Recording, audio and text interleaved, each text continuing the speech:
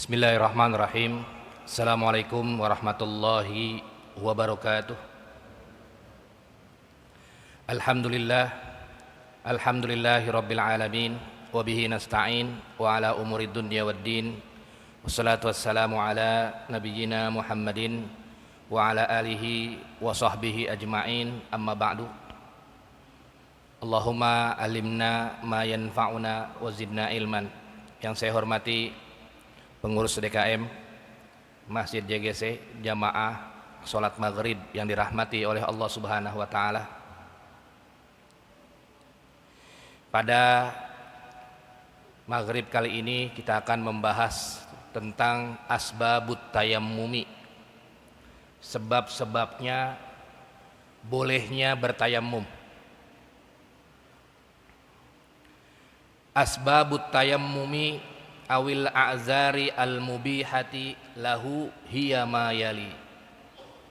Sebab-sebabnya bolehnya bertayamum ada 8. Uzur-uzur yang dibolehkan bertayamum ada 8. Yang pertama adalah faqdul ma'il kafi lil wudu'i awil ghusli.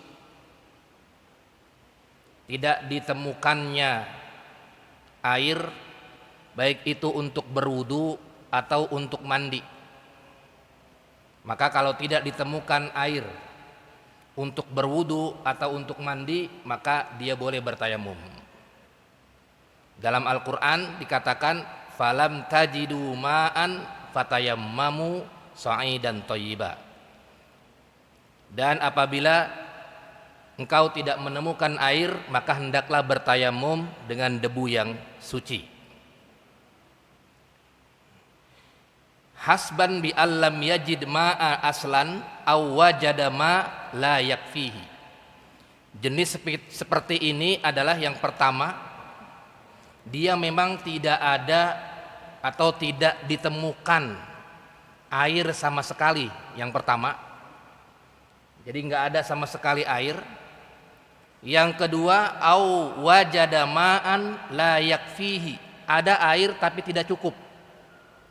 Ada air tapi tidak cukup air tersebut. Bi an khafat tariqi ilal ma. Keadaan yang ketiga adalah ada air tapi takut jalannya ke sumber air tersebut. Takut ada harimaunya, atau takut ada terkenal dengan banyak begalnya dan lain sebagainya misalnya. Au ba'idan anhu bimiqdari milin. Atau yang keempat adalah ia ada air tapi jauh, kira-kira 1848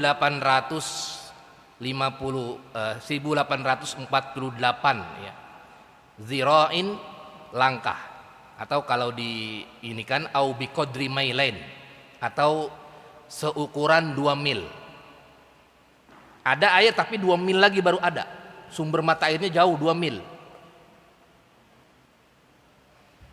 Jadi yang pertama masuk kategori ini, yang pertama sebabnya adalah tidak adanya air untuk berwudu atau untuk mandi. Pertama, kondisinya memang sama sekali lam yajid ma'an aslan, sama sekali tidak ditemukan air. Yang kedua, wajada ma'an, ada air, la yakfihi, tidak cukup airnya. Misalnya ada air cuma sebak, airnya cuma sebak. Kemudian kalau kita berwudu, ini gak cukup airnya ini buat yang lain-lain, buat masak, buat minum, minumnya buat minum kita, minum manusia atau keluarganya dan lain sebagainya. Gak cukup ini kalau berwudu pakai air ini. Atau bi an khofa, kondisi yang ketiga, bi an khofat tariq ilal ma, takut ada air banyak tapi takut jalan ke tempat air tersebut, karena air tersebut misalnya di tengah-tengah jalan sering banyak dijaga oleh hewan buas, misalnya ada di tengah hutan dia airnya, tapi di sana banyak ularnya, banyak harimaunya dan lain sebagainya. Itu juga bisa. Au ba'idan anhu bimiqdari mailain, atau jauh sampai ukurannya adalah 2 mil. Ukurannya ada 2 mil. Jadi 4 kondisi tersebut yang bisa, ketika 4 kondisi tersebut ada atau terjadi, maka tayamum bisa diganti dengan tayamum. Bisa diganti dengan tayamum. Kemudian wafas sholat Syafi'i, Imam Syafi'i menjelaskan lebih detail status daripada yang pertama ini, yang tidak ditemukan air. Yang pertama, intayakona faqdul ma haulahu tayammama bila tolabin. Dalam mazhab Syafi'i, jika dia yakin tidak ada air di sekitarnya, nggak yakin di sekitarnya, ini tidak yakin, ini artinya sudah yakin bahwasanya di masjid ini tidak ada air, pumpnya mati, nggak ada jet pump, nggak ada pump, kemudian jalan ke sana komplek nggak ada juga, sudah yakin itu, maka tayammama bila tolabin, dia bisa bertayamum tanpa mencari lagi, karena sudah yakin, sudah ada di beritanya bahwa di wilayah ini, di RW ini tidak ada air, di sekitar ini tidak ada air. Nah, sudah yakin, maka dia tidak perlu mencari air lagi. Kemudian yang kedua, wa in tawahhamal ma'u au zannuhu au syakka fihi fatasa fi manzilihi. Kalau dia belum yakin, masih waham, masih zon, masih ada keraguan di dalam hatinya, maka dia harus mencari dulu. Kayaknya nggak ada air di tetangga sebelah ya, begitu. Tapi kalau dia yakin tadi kondisi yang pertama, ya sudah, dia bertayamum. Dia bertayamum karena sudah yakin.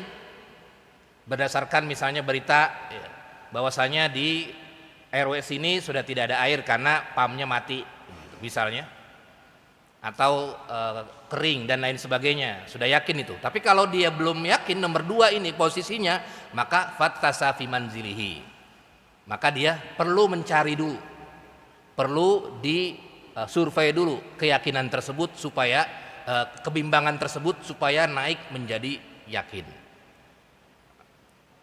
supaya naik menjadi yakin.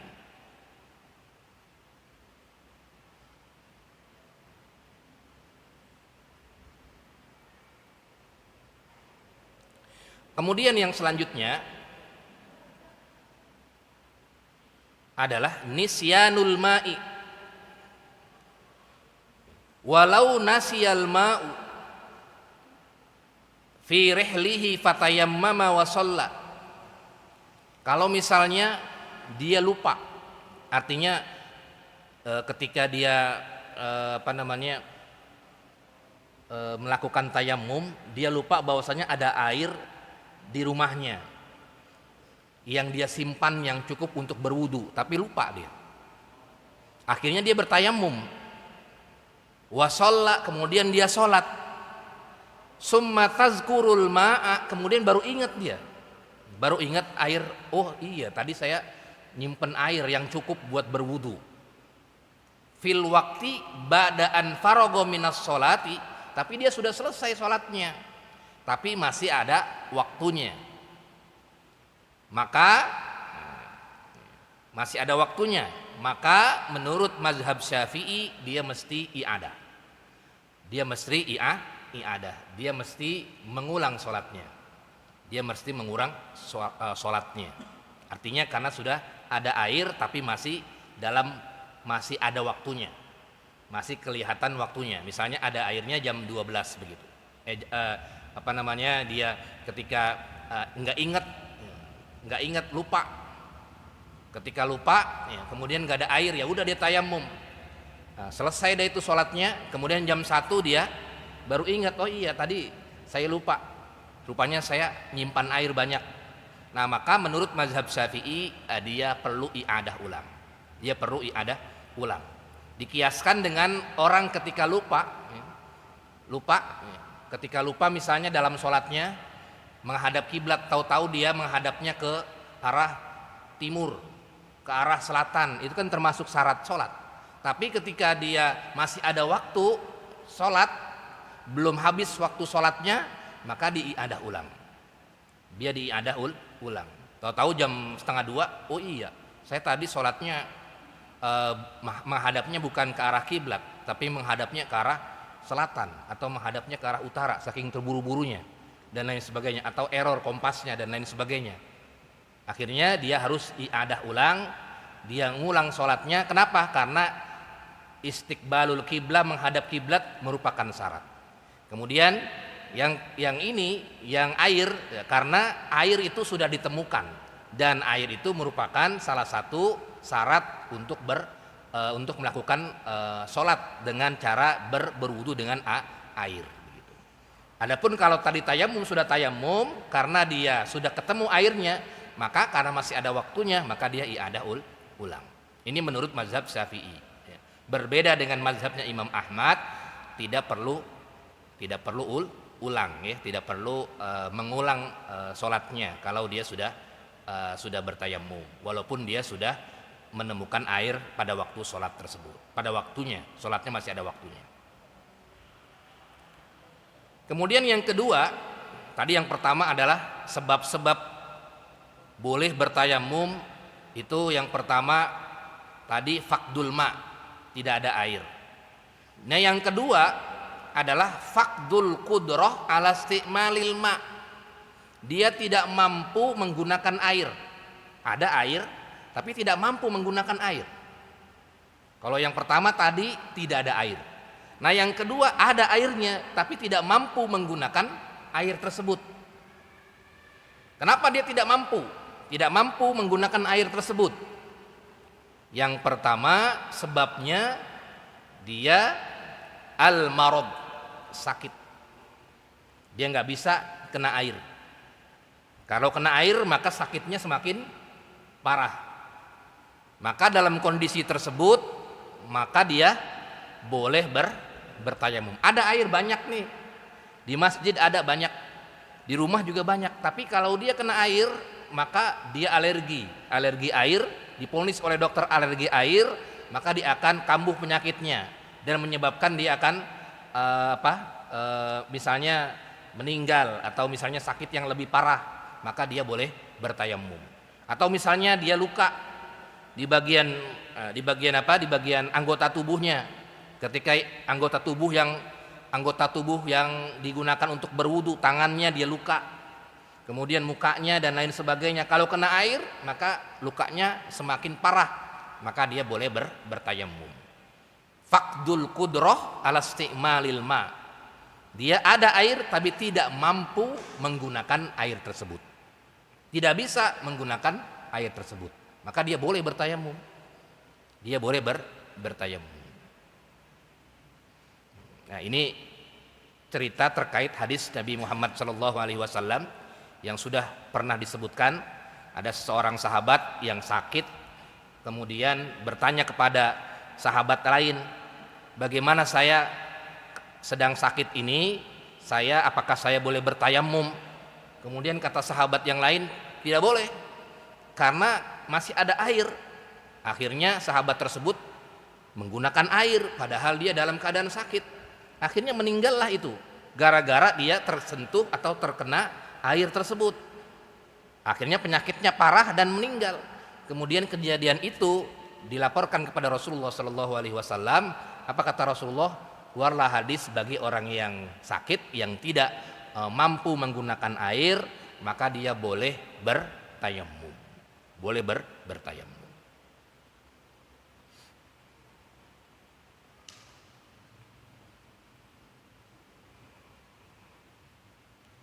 Kemudian kondisi yang selanjutnya, nomor 2 masih ini, adalah al-mahbus, di penjara. Di penjara tersebut tidak difasilitasi air, misalnya hanya difasilitasi makan saja, tidak ada air buat berwudu maksudnya, misalnya seperti itu. Maka dia boleh bertayamum.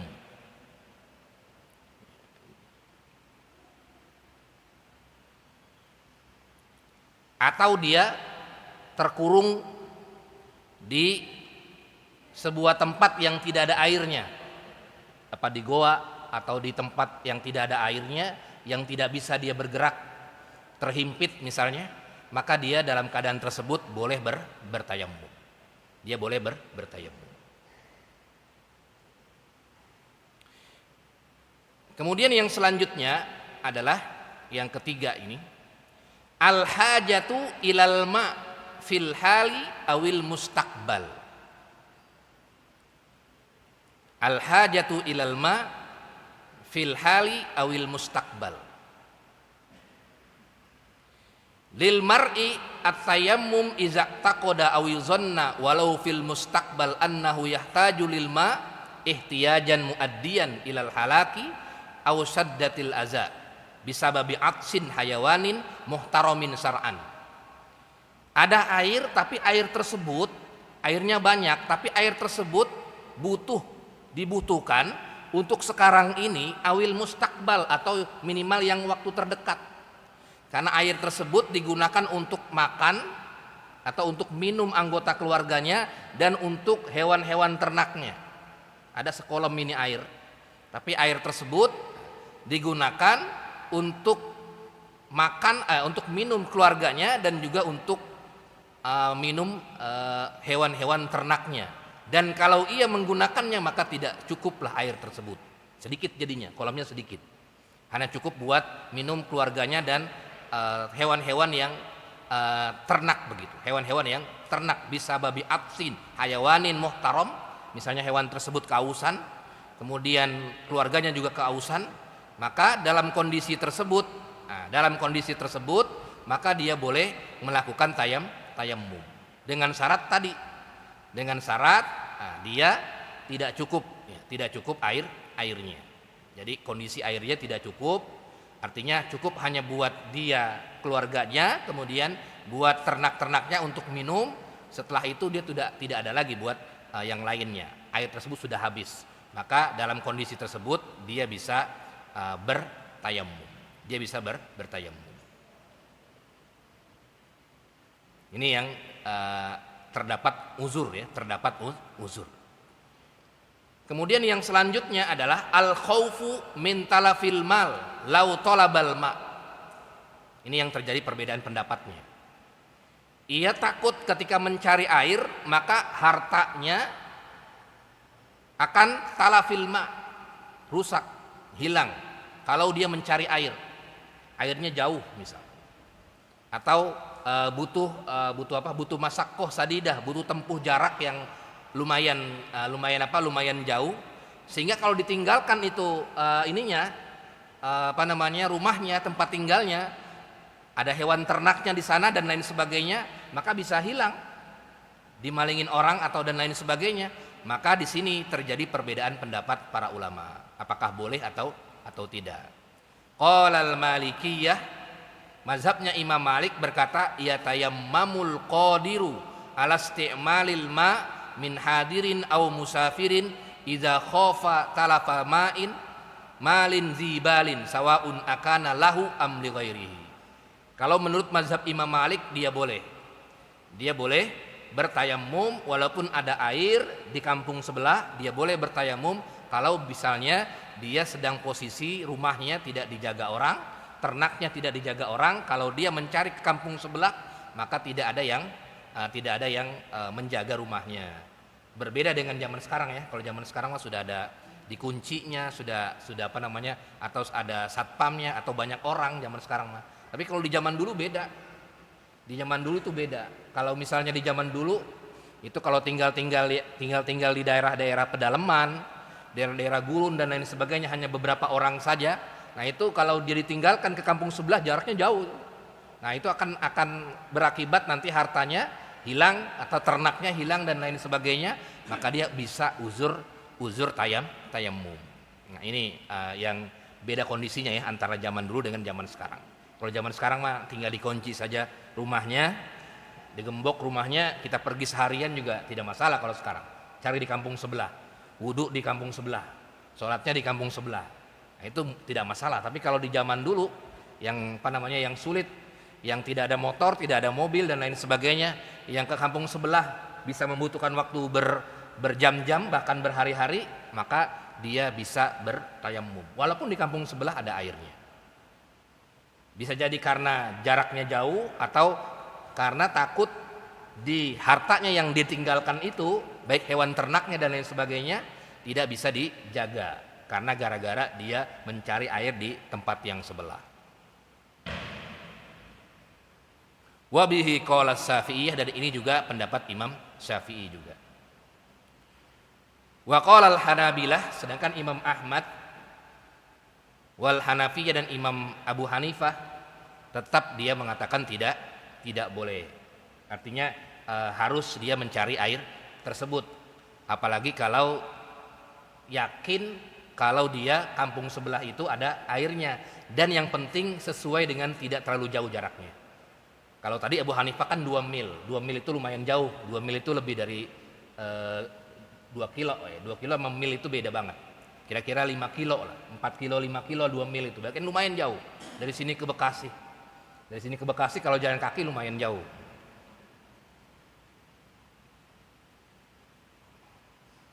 Kemudian yang selanjutnya adalah siddatul barodi, ay siddatu burudatil ma, dinginnya air.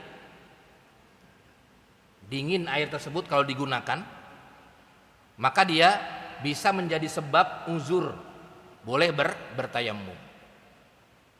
Tetapi para ulama memberikan catatan di sini. Ya juzut tayammum li siddatil barod, memang boleh bertayamum ketika air itu dalam keadaan dingin. Walam yajid, nah di sini wa qayyadal malikiyah, mazhabnya Imam Malik memberikan komentar catatan jawazit tayammum, boleh bertayamum kalau airnya dingin itu bihalatil khauf minal maut. Kalau dia seandainya dia pakai air tersebut dingin tersebut, maka ia bisa menyebabkan kematian atau bisa menyebabkan sakit sehingga kedinginan, beku dan lain sebagainya. Itu baru boleh dia bertayamum. Tapi kalau misalnya airnya dingin-dingin biasa, hanya dingin bisa dipakai begitu, maka dia menurut Malikiyah tetap tidak boleh bertayamum, karena ketika kita memakai air dingin tersebut tidak menyebabkan apa-apa badan kita. Jadi catatan Malikiyah ini, mazhab Malik, jawazut tayammum lil barad, bolehnya bertayamum lil barad, air yang dingin tersebut, kalau ya, bihalatil khauf, kalau dalam keadaan takut. Artinya kalau menggunakan air tersebut dia takut menyebabkan tubuhnya ini bisa meninggal atau anggota tubuhnya ini bisa menurun penyakit atau sakitnya semakin parah dan lain sebagainya, beku nih misalnya karena dinginnya itu, Celciusnya sampai dingin sampai 20 derajat misalnya, 30 derajat, maka dia boleh bertayamum. Kalau Imam Syafi'i mazhabnya dan Hanabilah, dia memberikan catatan fa'abahut tayammum, bolehnya bertayamum lil barad, walaupun ada air dingin boleh bertayamum iza ta'azzara, kalau dia uzur tidak ditemukan taskhinul ma. Taskhinul ma itu adalah alat untuk memanaskan air fil waqti, pada waktu tersebut. Aulam tanfa tadfi'atu a'dha'ihi wa khafa ala manfaati udwin au hudusin fi udwin zahirin inda Syafi'iyah. Nah, ini berbeda dengan Imam Malik mazhabnya. Imam Ahmad dan Imam Syafi'i, dia hanya kalau tidak ditemukan alat untuk memasak atau memanaskan, jadi dingin menjadi rada tidak dingin, nah itu dia boleh bertayamum. Dia lebih luas daripada Malikiyah. Kalau Malikiyah, kalau misalnya dingin menyebabkan menyebabkan air tersebut atau menyebabkan kita menurun badannya dan lain sebagainya, atau khauf minal maut, takut mati misalnya, kedinginan, memakai air tersebut kondisinya, maka dia boleh bertayamum. Tapi Syafi'iyah dan Hanabilah dia cukup longgar. Yang penting air dingin saja dia sudah boleh bertayamum. Yang penting tidak ada uzur taskhinul ma, alat untuk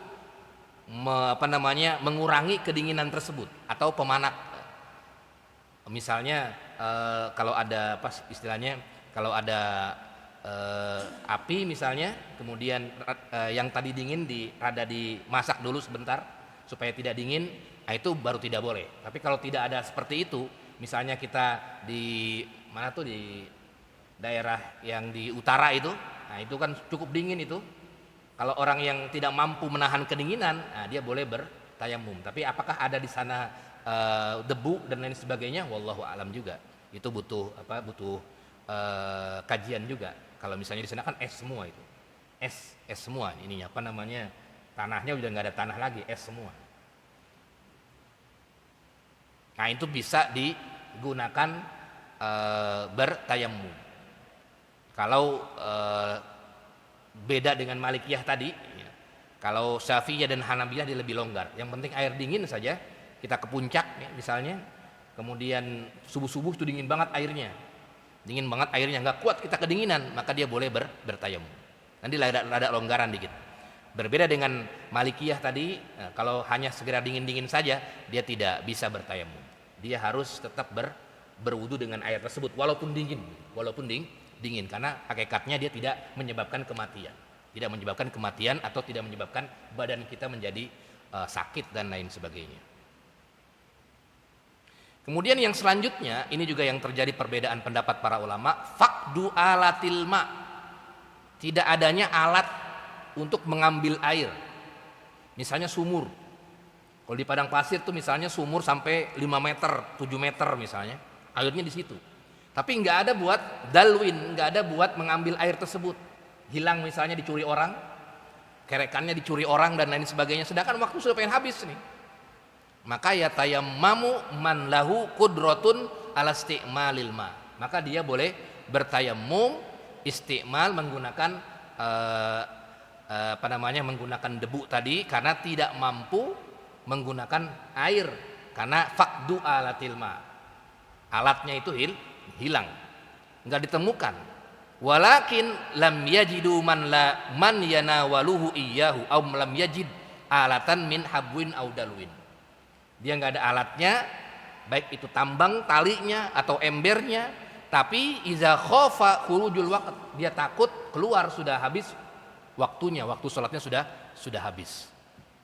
Ya, waktunya sudah habis, apalagi maghrib, nggak bingung ini airnya di bawah ada air, tapi dia nggak bisa nyari nggak ketemu ininya, kerekannya nggak ketemu, dicuri orang dan lain sebagainya, maka dia boleh bertayamum.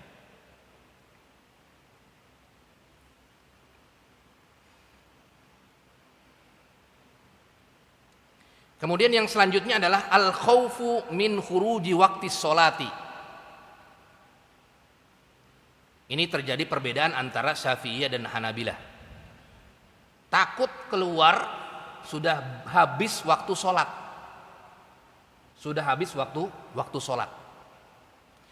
Imam Syafi'i tidak membolehkan. Lam yajuz as-Syafi'iyah at-tayammum khaufan min khurujil waqt. Imam Syafi'i tidak membolehkan tayamum karena dengan alasan takut keluarnya atau takut waktunya sudah habis. Nah, itu tidak boleh, tidak membolehkan. Li'annahu yakunu mutayammiman ma'a wujudil ma wastasnau halatal musafir. Tetapi Imam Syafi'i membolehkan hanya kalau dalam keadaan musafir. Dia mengecualikan kalau dalam keadaan musafir. Kalau musafir maka dia boleh dia bertayamum takut waktunya habis. Misalnya ketika bermusafir ya, kemudian waktunya sudah hampir habis, kemudian nggak ada sholat jamak dan sholat qashar, misalnya di waktu subuh, waktunya subuh ini kan nggak ada di jamak, nggak ada qashar, kemudian di perjalanan, kemudian dia waktunya hampir habis, kira-kira jam 5:30 dan lain sebagainya, dia berhenti di jalan, nggak ada air, kemudian dia takut khurujil waqti sholat, takut dia waktu sholatnya sudah habis, ya sudah dia langsung sholat dengan bertayamum. Ini mengecualikan kalau dalam keadaan musafir, tapi kalau mukim tidak boleh. Lam yajuz as-Syafi'iyah at-tayammum khaufan min khurujil waqti. Wa kadzalika, ya, Sama juga Imam Ahmad bin Hambal juga tidak membolehkan juga, sama seperti pendapatnya Imam Syafi'i, illa li musafirin, kecuali bagi musafir. Nah, itu yang boleh. Yang boleh itu. Tapi yang membolehkan secara mutlak itu mazhabnya Imam Abu Hanifah, dengan syarat, dengan catatan, yatayammamu li faqdil ma khaufa fauti sholatin. Dia bertayamum karena memang dia tidak ada air, kemudian waktunya habis, sudah pengen habis waktunya, maka dia boleh bertayamum. Takut waktunya habis, kemudian dia nggak sempat tolabul ma, nggak sempat untuk mencari air, nggak sempat cari air di kampung sebelah atau di sana sini nggak sempat cari air, maka dia boleh bertayamum. Karena apa? Khaufan khurujil waqti, karena dia takut keluar waktu atau takut habis waktunya. Sudah nggak ada lagi waktunya. Sudah tidak ada lagi waktunya.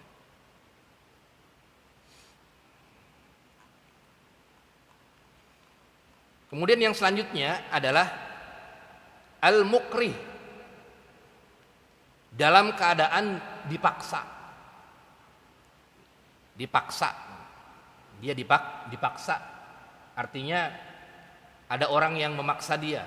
Misalnya airnya tidak boleh digunakan. Ada air tapi tidak boleh digunakan oleh orang yang berkuasa tersebut. Ini dilarang digunakan begitu. Akhirnya dia terpaksa menggunakan tayamum. Nah, maka keadaan tersebut ya juzut tayamum, boleh bertayamum.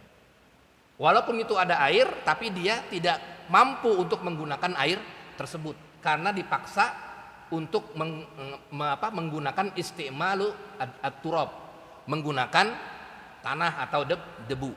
Sedangkan air tersebut dalam penguasaan orang lain, tidak boleh digunakan air tersebut. Misalnya air tersebut milik perusahaan yang dikunci dan lain sebagainya, yang ada ada pengamanannya, dia nggak bisa masuk ke situ. Akhirnya ya sudah, walaupun ada air dia nggak bisa. Akhirnya dia terpaksa untuk menggunakan tayamum tadi, menggunakan debu. Itu juga salah satu yang dibolehkan bertayamum. Kemudian al-khaif min sab'in aw lisid. Tadi sudah sempat disinggung, dia takut dari binatang buas atau dari pencuri. Ada air tapi dia takut. Air tersebut karena di situ air tersebut dimiliki atau dihuni oleh binatang-binatang buas dan lain sebagainya. Maka dalam keadaan tersebut dia boleh bertayamum. Dia boleh bertayamum. Sampai di sini ada diskusi, tafadhol, sebelum kita masuk ke tema berikutnya.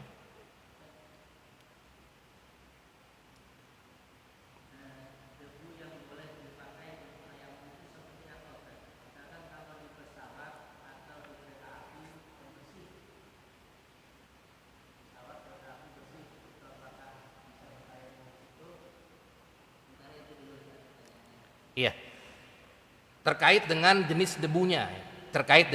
jenis debunya. Di dalam Al-Qur'an dijelaskan fatayammamu sha'idan thayyiba. Maka hendaklah kamu bertayamum dengan debu yang suci, debu yang bersih. Nah, pemahaman sha'idan ini apakah harus mar'iyah, terlihat debunya atau tidak? Nah, kalau Hanabilah dan Hanafiyah itu tidak perlu terlihat, yang penting ada debunya. Makanya kalau pendapatnya Imam Ahmad bin Hambal dan Imam Abu Hanifah, dia boleh bertayamum di pinggir-pinggir tembok ini, di pinggir tembok, kemudian di kursi, kemudian kalau di kereta, di bangku kereta, nah itu boleh dia. Kenapa? Walaupun tidak terlihat debunya, tapi itu pasti ada debunya. Coba aja, nggak usah dibersihin ini, nggak dibersihin seminggu atau 3 hari, udah pasti berdebu semua ini. Sudah pasti berdebu semua. Jadi nggak perlu debunya itu kelihatan coklat begitu, tidak perlu. Nah, itu berbeda dengan kalangan Syafi'iyah yang harus kelihatan. Makanya kalau yang di kapal ada menawarkan debu yang terlihat itu ada coklat-coklatnya, nah itu yang Syafi'iyah itu. Kelihatan debunya.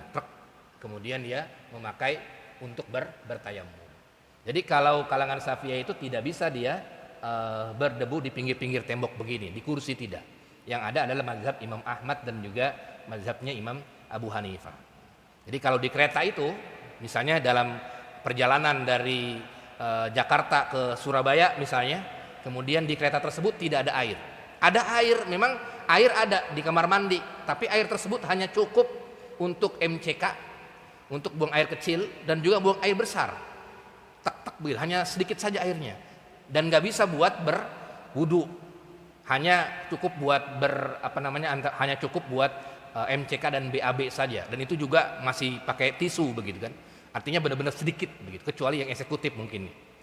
Nah kalau di Imam Ahmad dan juga Imam Abu Hanifah ya tinggal ini aja, tinggal menempelkan tangannya di kursinya, kemudian bertayamum sebagaimana teknisnya, mengusap wajahnya, kemudian kedua tangannya, kemudian dia sholat, selesai, sudah sah sholatnya. Tapi kalau Syafi'iyah nanti dia tidak bisa bertayamum seperti itu, tidak sah tayamumnya.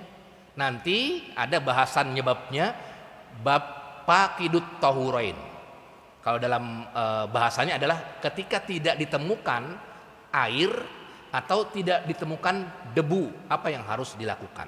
Nah ini nanti ada bahasanya terkait dengan tersebut. Jadi kalau kalangan Syafi'iyah itu ya sudah, dia tidak sholat di situ, hanya dikenal dengan lihurmatil waqti. Ya udah, hanya sholatnya tanpa berwudu begitu. Karena kalaupun dia berwudu nggak ada air, kalaupun dia bertayamum nggak ada debu. Karena menurut Syafi'iyah itu tidak sah dia bertayamum dengan di kursi-kursi begini. Akhirnya dia hanya sholatnya lihurmatil waqti. Nanti ketika sampai stasiun selesai sudah ada air, maka dia mengkodok sholat yang tertinggal. Dikodoklah itu sholatnya. Sholat di stasiun sudah sampai, dia dikodok. Sholat apa nih? Misalnya sholat subuh. Karena tadi berangkat malam-malam jam 9 malam, subuhnya ketinggalan. Karena pengen sholat subuh nggak ada debunya, pengen pakai di kursi nggak mau karena dia Syafi'iyah tulen, ya sudah akhirnya dia meninggalkan sholat subuhnya dengan cara lihurmatil waqti. Ketika sampai di stasiun jam 8 pagi kemudian dia langsung mengkodok sholat subuhnya. Nah itu dalam Syafi'iyah. Tapi kalau mazhab yang lain tetap dia sholat dengan menggunakan debu yang ada di kursi-kursi tersebut. Nah itu bedanya di pemahaman terhadap sha'i dan thayyibah. Apakah debunya harus kelihatan coklat-coklat itu kelihatan begitu debunya, ya misalnya kalau nggak dibersihin ya kelihatan itu debu-debunya itu. Nah itu begitu pas udah baru bisa tuh. Jadi kalau rumah kita coba nggak dibersihin 3 hari aja di kaca itu, nggak 3 hari aja. Nah itu ketika kelihatan itu debu-debu baru boleh tuh bertayamum, siapapun sepakat kelihatan debunya. Tapi kalau masih belum kelihatan, masih tipis-tipis, hanya beberapa saja, langsung diambil ini tembok sini. Nah, itu yang boleh adalah Imam Ahmad bin Hambal dan Imam Abu Hanifah. Wallahu a'lam bishawab. Ada lagi, tafadhol.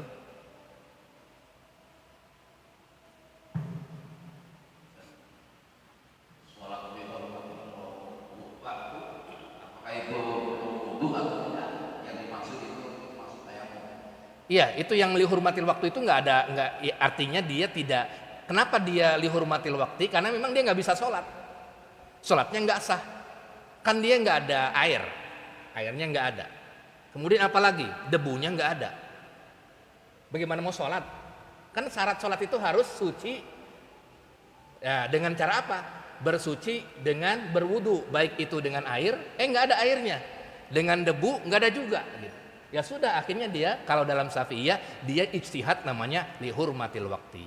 Ya sholat seperti biasa, tapi dia nganggap itu sholatnya hanya hormat saja kepada waktu subuh itu. Padahal sholatnya tidak sah. Nanti ketika sampai di stasiun, kemudian baru dia sholat dengan cara qodho sholatnya. Karena sudah ada air begitu. Itu kalau Syafi'iyah. Tapi kalau yang lain, dia tetap dia bertayamum dengan kursi-kursi itu. Dengan kursinya, dengan temboknya, kacanya itu bisa. Dengan tembok atau kacanya bisa. Kalau saya pribadi menguatkan pendapatnya Imam Ahmad dan pendapatnya Imam Abu Hanifah. Kalau saya pribadi ya, wallahu a'lam bishawab. Jadi boleh kita bertayamum di tembok-tembok seperti itu. Iya.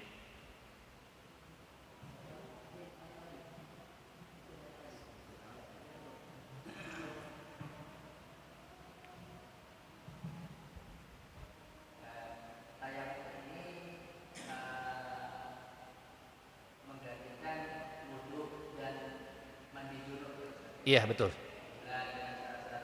Iya betul. Bagaimana kalau ada najis? Baju ada najis, celana ada najis, sedangkan kondisinya seperti ini. Nah, tidak ada air atau kesulitan mengakses air.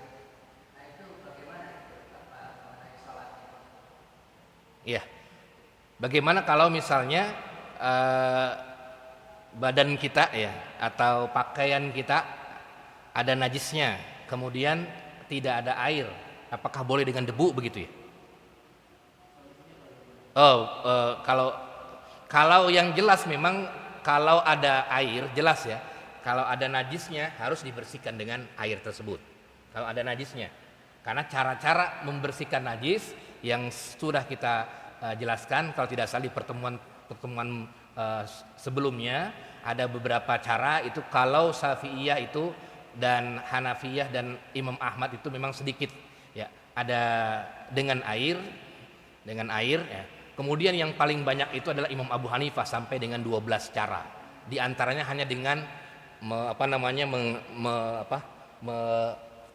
istilahnya ini ya, menghilangkan atau menghilangkan ainun najasahnya itu sudah bersih najisnya.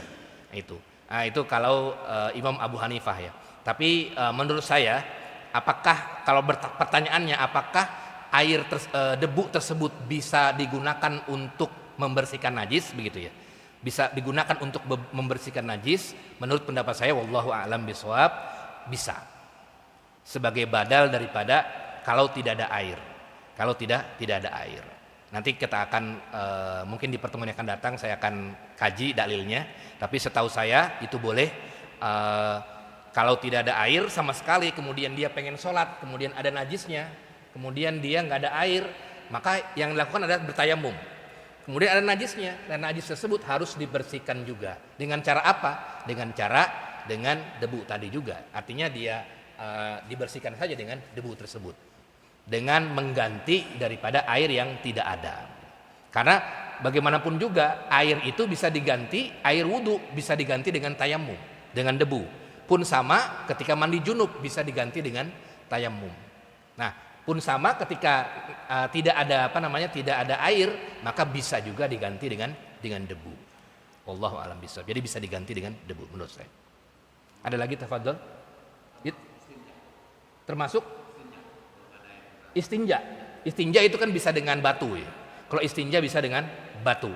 Itu yang disunnahkan bahkan dengan batu dulu. Dengan batu. Berarti kan kalau nggak ada batu, kalau batu mungkin masih ada ya.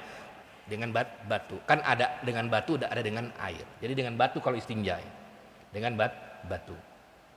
Dan batu itu memang ada debunya juga gitu. Ada debunya juga. Allah. Ada lagi tafadhol? Iya Pak Ji. Waktu bertayamum itu setelah masuk sholat atau sebelum? Terus kedua, apakah tayamum yang kita pakai untuk sholat maghrib bisa kita gunakan untuk sholat isya apabila kita belum batal? Iya. Yang menjadi pendapat jumhur ulama, kebanyakan para ulama Syafi'iyah, kemudian Hanabilah dan juga Imam Malik, dia harus masuk waktu. Jadi ketika sholat zuhur tiba jam 12, nah kemudian gak ada air, baru dia bertayamum. Tapi kalau masih jam 10 dia bertayamum, dia belum sah. Artinya tidak harus masuk waktu dulu. Harus masuk waktu dulu. Kemudian pertanyaan yang kedua, apakah boleh digunakan zuhur kemudian buat asar gitu ya? Kemudian asar, maghrib, jadi bermacam-macam sholat. Itu mazhabul jumhur, kebanyakan ulama mengatakan cukup satu sholat wajib saja. Jadi ketika sholat wajib zuhur dia bertayamum, nah kemudian asar dia harus bertayamum lagi. Masuk asar dia bertayamum lagi. Kemudian maghrib dia bertayamum lagi, baru masuk maghrib. Kecuali sholat sunnah. Kalau sholat sunnah dia boleh terus menerus. Jadi kalau dia pengen sholat sunnah, maka dia boleh bertayamum walaupun dengan berbeda-beda sholat sunnahnya. Tapi kalau sholat wajib dia harus satu saja. Itu menurut pendapat jumhur mayoritas para ulama. Maghrib ya sudah dia bertayamum. Nanti kalau mau isya dia tayamum lagi. Kemudian kalau zuhur mau asar dia tayamum lagi. Dan disyaratkan juga menurut pendapat jumhur dia harus masuk waktu. Kalau belum masuk waktu belum boleh bertayamum. Takutnya apa? Takutnya sudah ada air. Kita sudah bertayamum jam 10 tiba-tiba nanti ada air. Nah kan nanti repot. Kalau udah ada air batal tayamumnya. karena bagaimanapun juga nanti ada yang membatalkan tayamum, salah satunya adalah wujudul ma. Ada air maka batal tayamumnya. Batal tayamumnya. Nanti udah bertayamum jam 10, tiba-tiba ada air, maka batal tayamumnya. Makanya syaratnya bertayamum dia harus masuk waktu, dan sholatnya itu yang wajib harus satu-satu tadi. Tayamum lagi, sholat wajib, tayamum lagi, nah, seperti itu. Wallahu a'lam bishawab.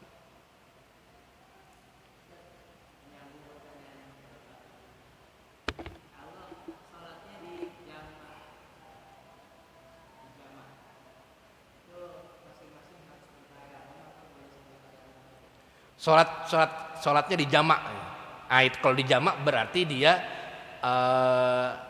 tidak bisa, karena dua sholat. Kecuali kalau pengen mengambil pendapat Imam Abu Hanifah, yang boleh walaupun sholat wajib, yang penting belum batal, itu boleh.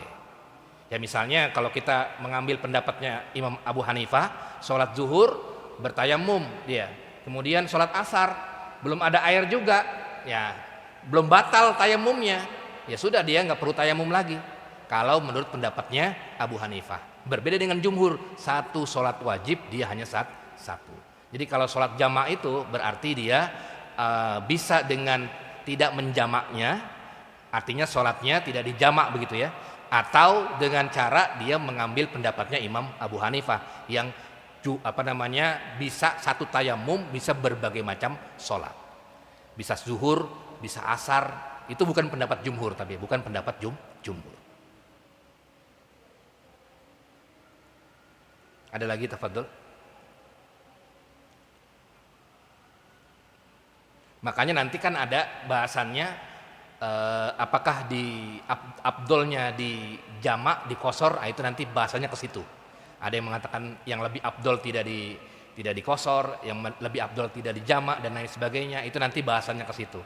Ya sholat akhirnya dia sholat asar, dia sholat zuhur, dia sholat tanpa di jamak lagi. Ada yang seperti itu, ada yang lebih afdol dipisahkan atau tidak di qashar. Itu nanti bahasanya ke bab sholat jamak, sholat qashar dan jamak. Tapi kalau yang tadi menurut saya tayamum itu ya pendapat jumhur, satu sholat wajib dia satu tayamumnya, satu sholat wajib dia satu tayamum, zuhur satu, asar satu kali tayamum, dan harus masuk waktu, kecuali kalau kita mengambil pendapatnya Imam Abu Hanifah. Ya, kalau misalnya kita pengen mengambil pendapat Imam Abu Hanifah tidak masalah, karena dia boleh menggunakan satu tayamum dengan sholat wajib dengan beberapa kali.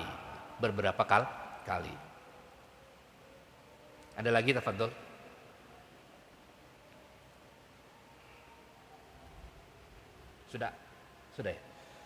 Sudah masuk.